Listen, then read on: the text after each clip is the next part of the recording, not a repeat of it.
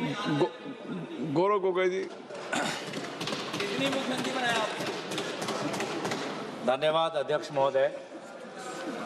आज इस विशेष सत्र में मैं अपने पार्टी के तरफ से जो संविधान का 131वीं संशोधन है उसके विरोध में अपने पार्टी की तरफ से अपनी बात रख रहा हूं। सर, अभी हमने कानून मंत्री अर्जुन मेघवाल जी की बात सुनी और कहीं उनके बातों से लग रहा था कि शायद पहली बार सदन के अंदर महिला आरक्षण पर चर्चा हो रही है।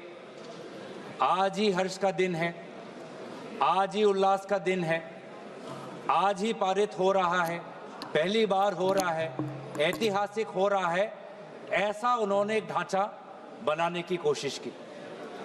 लेकिन आज से ही 3 साल पहले तब आदरणीय गृह मंत्री जी उस समय भी ऐसी ही बातें उन्होंने की। और अगर आप दोनों के वक्तव्यों को सुनेंगे तो मुझे लगता है कि 90% आदरणीय गृह मंत्री जी ने उस समय जो कहा वही आज कानून मंत्री जी ने पढ़ के हमको दोबारा सुनाया। उस समय भी आदरणीय गृह मंत्री जी ने हम सबको श्री गणेश करने के लिए आह्वान जलाया था कि आइए, इससे 2023 से पहले 5 बार महिला आरक्षण पर विभिन्न प्रकार के कानून लाए गए हैं। इस बार तो प्रधानमंत्री मोदी जी उन्होंने एक सशक्त कदम लिया है, इस बार हो जाएगा। उस समय भी ऐसी बातें थी और उस समय भी हमने यही बात की थी जो हम आज आपके सामने कर रहे हैं कि हमारी पार्टी कांग्रेस पार्टी महिला आरक्षण के पक्ष में है, पर कृपया महिला आरक्षण को आप सरल करिए ताकि महिला आरक्षण जिस समय कानून पारित हो उसी समय लागू हो जाए और 500 जो हमारे 543 है लोकसभा की जो वर्तमान जो हमारी ताकत है उस पर लागू हो जाए, उसको परिसीमन के साथ मत जोड़े। उस समय भी ये बात कही, आज भी हम ये बात कह रहे हैं। उस समय भी हमने ये बात कही थी।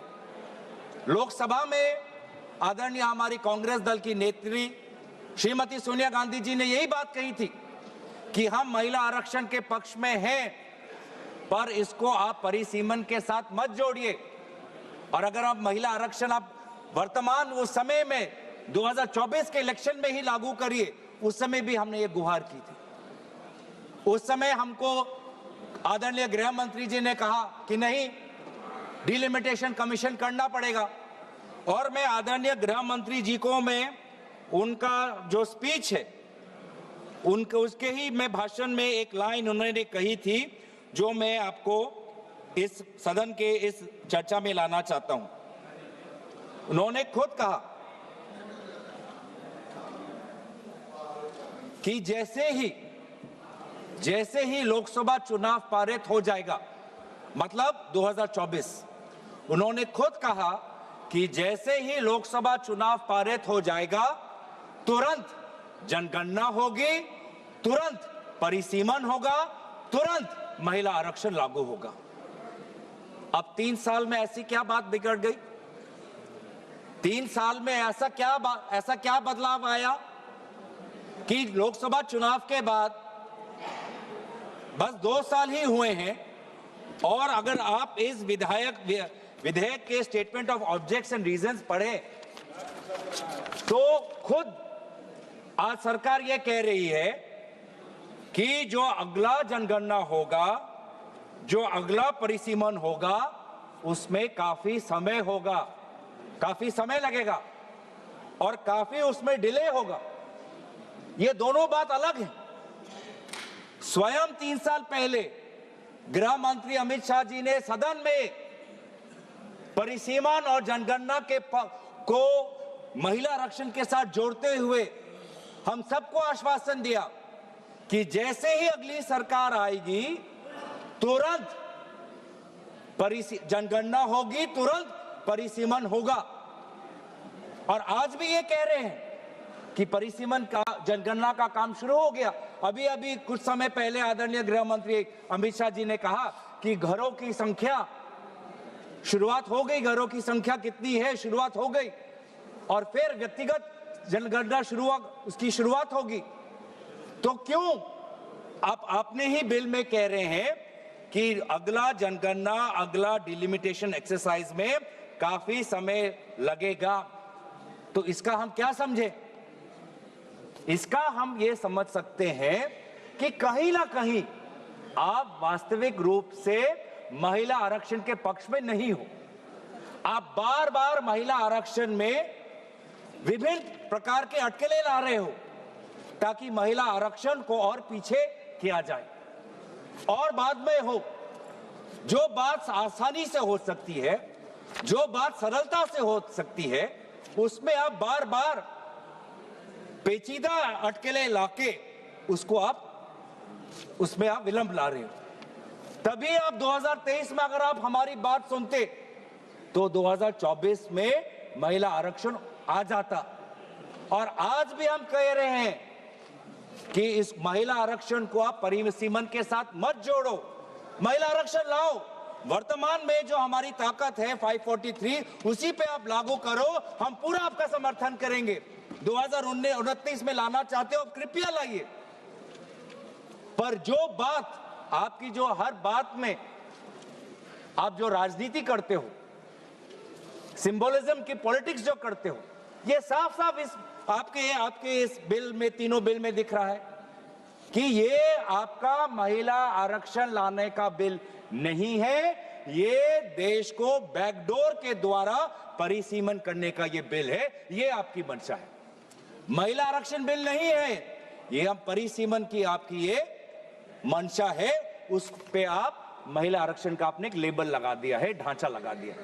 कितनी दुख की बात है, कितनी शर्म की बात है कि अब महिला आरक्षण को ही आप ये ढांचा मिला, महिला आरक्षण ही आपका सुरक्षा कवच बना आपकी राजनीतिक मंशा को छुपाने के लिए, और कोई आपको विधेयक नहीं मिला। मतलब आपकी ही मंशा नहीं है। और दूसरी बात यह है कि विलंब क्यों? पहली बात तो शंका इस बात पे उठती है कि आप महिला आरक्षण के पक्ष में नहीं हो, नहीं तो आप तुरंत लेके आ जाते। और दूसरा जो शंका मन में पैदा होता है कि आप जाति जनगणना के पक्ष में नहीं हो, क्योंकि 2023 और 2026 के बीच में एक ही अंतर आया है। 2023 में भी आपकी सरकार, 26 में भी लोगों ने आपकी सरकार लेके आए। 2023 में आपने कहा कि जनगणना होगी, परिसीमन होगा, फिर महिला आरक्षण होगी, और आज आप कह रहे हैं कि नहीं, जनगणना से पहले हमको महिला आरक्षण लाने की कोशिश करना चाहिए। क्या फर्क आया? फर्क बस इतना ही आया कि पूरे इंडिया अलायंस और विभिन्न विरोधी दल के दबाव में आदरणीय राहुल गांधी जी के नेतृत्व में हमने आपके सरकार को विमर्श किया कि आपको जनगणना के साथ जाति जनगणना करनी पड़ेगी, जिसका उल्लेख आपने एक प्रेस रिलीज के द्वारा आपने फरवरी के महीने में किया, दबाव में आके किया, इसके पक्ष में आप नहीं थे। इससे प्रेस रिलीज से पहले कई बार सदन के अंदर, सदन के बाहर क्या क्या हम पर आलोचना नहीं हुई, कभी अर्बन नक्सल, कभी देशद्रोही, क्या क्या नहीं कहा, देश का बंटवारा चाहते हैं, क्या क्या आरोप नहीं लगाया। लेकिन जब आपने खुद देखा कि देश के लोग, अति पिछले वर्ग के लोग, अल्पसंख्यक जब वो चाहते हैं, जनजाति लोग, अनुसूचित जाति लोग जब वो चाहते हैं कि जाति जनगणना हो, तो आपने विमर्श होकर आपने जाति जनगणना लेके आए। अब आप वो जाति जनगणना को नहीं करना चाहते, आप नहीं लागू करना चाहते। अभी भी समय है, 2026 है, आप कह रहे हो कि काम आपका शुरू हो गया है, तो आपको क्यों लगता है, आपने क्यों यहां पे लिखा है कि कंसिडरेबल टाइम लगेगा और पार्टिसिपेशन ऑफ वुमेन जो है हमारी पॉलिटिक्स में वो डिले हो जाएगी? मतलब आप जाति जनगणना के पक्ष में नहीं हो। साफ साफ आपका उद्देश्य, आपकी राजनीति यहां पे है। मैं पढ़ देना चाहता हूं The next census and consequential delimitation exercise thereafter will take considerable time and thus delay the effective and dedicated participation of women in our democratic polity. Hence, the objective of the proposed bill is to operationalize one-third reservation for women through a delimitation exercise to be undertaken on the basis of the population figures of the latest published census. ये क्या तरीका है कि महिला आरक्षण को लागू करने के लिए आप एक डिलिमिटेशन को बुलडोज कर रहे हो, आप डिलिमिटेशन। आप जो ये बिल में आप जो ये संख्या लाए हो क्लॉज 3 में कि आर्टिकल 81 ऑफ कॉन्स्टिट्यूशन में संशोधन आना चाहिए कि 815 मेंबर्स आने चाहिए, कहां से आया ये संख्या किसने निर्धारित किया? सरकार।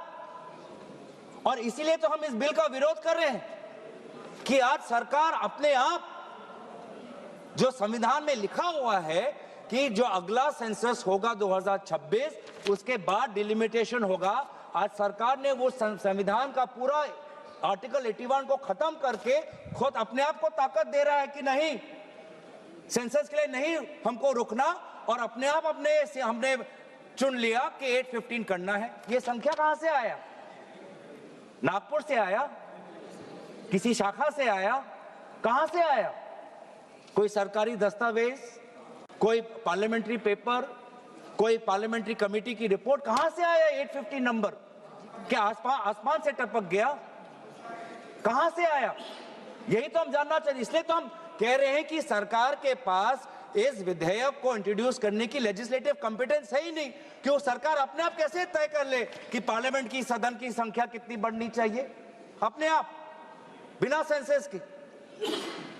तो बार बार ये हमको पता चलता है कि आप डिलिमिटेशन को एक राजनीतिक अस्त्र के रूप से, आप इसको एक हथियार के रूप से आप इसको व्यवहार करना चाहते हैं, जो मंशा नहीं थी।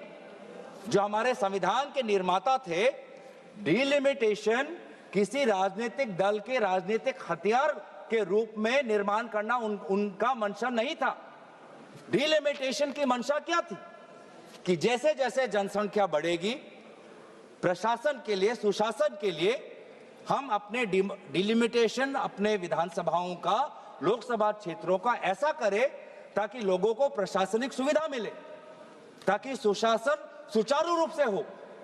इस उद्देश्य से डिलिमिटेशन हुआ था। लेकिन हमने देखा है कि इस सरकार के द्वारा किस प्रकार से डिलिमिटेशन को किस प्रकार से एक निजी और काफी निम्न स्तर की राजनीतिक अस्त्र इसको बनाया गया है। मैं 2 प्रदेशों का उदाहरण देना चाहता हूं कि कैसे आज डिलिमिटेशन का व्यवहार किया जा रहा है। एक जम्मू कश्मीर, दूसरा असम, दोनों प्रदेशों में डिलिमिटेशन, दोनों प्रदेशों में। और एक में क्या हुआ, जम्मू कश्मीर के जब आपने परिसीमन की तो वहां पे आपने डिलिमिटेशन कमीशन बैठाई और वहां पर आपने सेंसस, कौन से सेंसस का आपने इस्तेमाल किया? 2011 का। और दूसरे तरफ आपने असम में परिसीमन की, वहां पर परिसीमन की दायित्व खुद केंद्र चुनाव आयोग ने ले ली और वहां पर परिसीमन के सेंसस के आधार पर हुआ 2001 पर। आप सोच समझ सकते हो कि भारत में 21वीं सदी में 2022 से 2023 में लगभग वो 1-1.5 वर्ष के कार्यकाल में भारत के 2 प्रदेशों में परिसीमन हो रहा है। एक 2011 के सेंसस के आधार पर, एक 2001 के आधार पर, एक जगह डिलिमिटेशन कमीशन, एक जगह चुनाव आयोग। तो साफ साफ पता चलता है कि ये डिलिमिटेशन किसी प्रकार से नागरिकों को, आम नागरिकों को सुविधा देने के लिए नहीं, डिलिमिटेशन बस आप अपने राजनीतिक सत्ता को और मजबूत करने के लिए, अपने राजनीतिक जड़ों को मजबूत करने के लिए आप इसका इस्तेमाल कर रहे हैं। डिलिमिटेशन का तात्पर्य क्या था कि हर जो क्षेत्र हो, चाहे लोकसभा क्षेत्र हो, चाहे विधानसभा क्षेत्र हो, उसकी जनसंख्या लगभग समान होनी चाहिए। मैं बताऊं असम में क्या हुआ। असम में एक लोकसभा है 14 लाख लोगों का, और एक लोकसभा है 26 लाख लोगों का। 26 लाख लोगों का, ये किसकी सुविधा देख रहे हो? किसकी सुविधा देख रहे हो आप? आम नागरिकों की तो नहीं हो सकती, क्योंकि वो 26 लाख का लोकसभा क्षेत्र इतना बड़ा है, वो किसी प्रकार से किसी ना प्रशासनिक रूप से ना सुशासन के रूप से वो किसी का फायदेमंद हो सकता है। ऐसा डिलिमिटेशन हुआ है सर कि एक विधानसभा में कहीं 4 जिला परिषद और कहीं 2 जिला परिषद। ऐसा डिलिमिटेशन हुआ है कि एक पंचायत में 10 वार्ड, 2 वार्ड एक विधानसभा में, 3 वार्ड दूसरे विधानसभा में, 3 वार्ड चौथे विधानसभा में।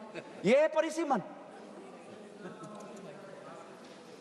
और अफसोस की बात, इसको हम चैलेंज नहीं कर सकते।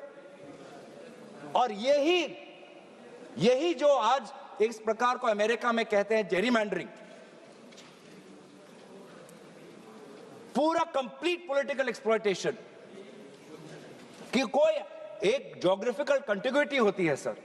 डिलिमिटेशन में एक और चीज होती है कि geographical, besides administrative efficiency, geographical contiguity होनी चाहिए। लेकिन आज आपने ऐसे क्षेत्र बनाए हैं कि एक नदी के इस पार और एक गांव पहाड़ के उस पार। किस लिए? ये किस प्रकार का ज्योग्राफिकल कंटिग्यूटी है? आप मैप देखिए सर। अब यही चीज जो उन्होंने असम में किया, जो उन्होंने जम्मू कश्मीर में किया, अब महिला आरक्षण के द्वारा पूरे देश में ये कहना चाहते हैं। कितनी शर्मनाक बात है, कितनी शर्मनाक बात है, दुख की बात है। महिलाओं का अपमान है कि आप इस प्रकार का महिलाओं का आप राजनीतिक दुरुपयोग कर रहे हो महिला आरक्षण के नाम पर। आप भारतीय संस्कृति की बात करते हो, भारत के देवी देवताओं की बात करते हो, भारत के उपनिषद और पुराणों की बात करते हो, और ये है आपका मंशा, डिलिमिटेशन। हमने ये खुद देखा है सर कि आज कहीं ना कहीं ये एक शंका है कि एक, आप महिला आरक्षण के पक्ष में नहीं हो। शंका दूसरा कि आप जाति जनगणना के पक्ष में नहीं हो। शंका तीसरा कि आप डिलिमिटेशन नागरिकों के हित में नहीं, डिलिमिटेशन खुद के हित में करते हो। यह भी तीसरा शंका है। और चौथी शंका यह है कि आप संविधान को आप धीरे धीरे आप कमजोर कर रहे हो। संविधान के आर्टिकल 81 में खुद लिखा है कि जो सेंसस, अगला जो सेंसस होगा, उसके आधार पर 2026 का उल्लेख वहां पर है संविधान पर। संविधान में उल्लेखित है आर्टिकल 81 में कि 2026 में जो सेंसस होगा, उस जो सेंसस जब पब्लिश होगा तो उसके आधार पर हम आगे बढ़ेंगे, डिलिमिटेशन होगा। अब आज आप इस महिला आरक्षण के बिल के द्वारा आप संविधान को भी कमजोर कर रहे हो। जो 2026 की जो बात आर्टिकल 81 में है, आप उसको भी आप कमजोर करके कह रहे हो कि जब सदन कोई कानून लाएगा तब उस कानून में जिस सेंसस की बात होगी उस सेंसस के आधार पर हम परिसीमन करेंगे। मतलब जो बात संविधान में लिखी है, जिस बात को चाहे किसी दल की सरकार आए, उस बात को अमल करना है। आपने उस संवैधानिक सुरक्षा को कमजोर कर आपने एक ऐसा कानून लाना चाहते हो कि सदन में जिसकी ताकत, सदन में जिसकी बल, वो निर्धारित करेगा कि किस सेंसस के आधार पर परिसीमन हो। वाह, तो किस प्रकार से संविधान के पक्ष में हो? ये बिल महिला विरोधी है, ये बिल जाति जनगणना विरोधी है, ये बिल संविधान विरोधी है, ये बिल जो हमारे पूरे प्रदेश का, पूरे देश का जो फेडरल स्ट्रक्चर है उसके विरोध, फेडरल स्ट्रक्चर के विरोध। सर, हमारे अध्यक्ष महोदय,